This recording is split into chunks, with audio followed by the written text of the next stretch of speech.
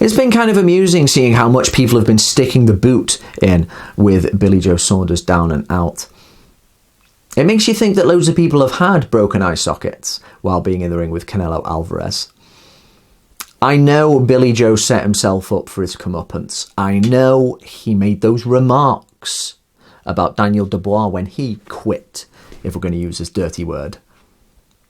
But it doesn't change the fact, the reality of being in a ring, having what we now know is a triple fracture of the orbital bone, with the prospect of having to go out and continue to fight Canelo Alvarez.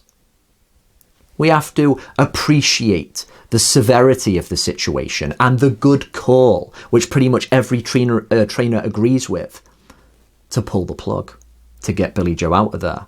His career might already be over now anyway, with just one shot. I can imagine watching that fight live, especially if you had a few drinks.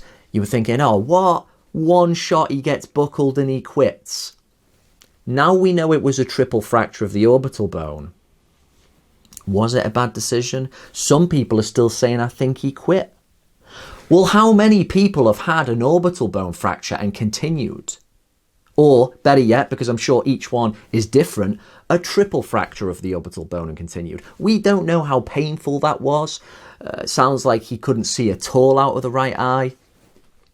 I know Antonio Margarito continued against a rampaging Manny Pacquiao back in 2010. There's not going to be that many examples. And it gets to the question of what should be expected of a fighter in terms of bravery before we say, okay, we all agree, let's stop the fight. Quitting in a boxing ring almost has like this microcosm with quitting in life.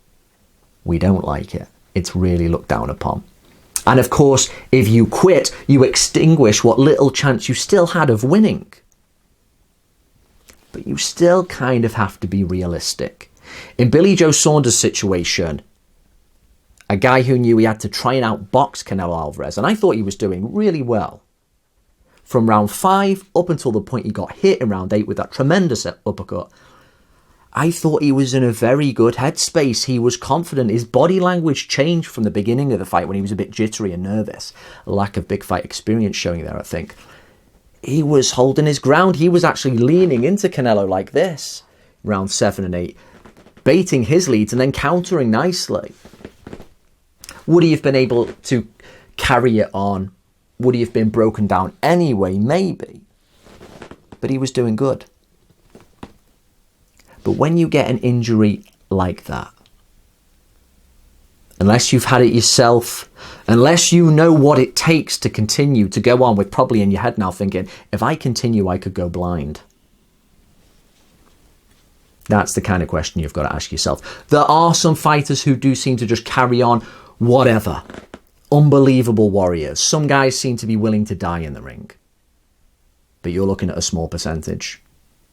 There are different gradients of bravery, and I think very few fighters are that brave. Triple fracture. Nasty. The doctor will, as they always do, tell Billy Joe Saunders, advise him to retire. Whether he does or he doesn't, he's always going to have that weakness there. Literally and psychologically. It is a dilemma, this idea of quitting. It's like with referees. Sometimes they stop the fights too early, then we blame them for stopping them too late. It's not an easy situation. But there's got to be, I think, more of a sense of fair play when we judge these guys, when they're getting like their faces literally broken. It's a rough game, boxing, but we don't want anyone paying the highest price. And just one below that, we don't want people going blind, because that affects the rest of your goddamn life. It was a long time ago, but when Jess Willard got absolutely mauled by Jack Dempsey, 1919, he sat on his stool at the end of the 3rd round and they pulled the plug. Now, it was a long time ago, but still some people had the gall to say he quit. And he had all kinds of terrible injuries and was in a no-win situation. The question is, when should we really see something as a quit, and when should it be positively reframed to force to retire, like Big Jess Willard was all those years ago? Looking at Billy Joe Saunders' situation, knowing he would have had to try to box and could not possibly slug with Alvarez, he was kind of forced to retire. There was no other way.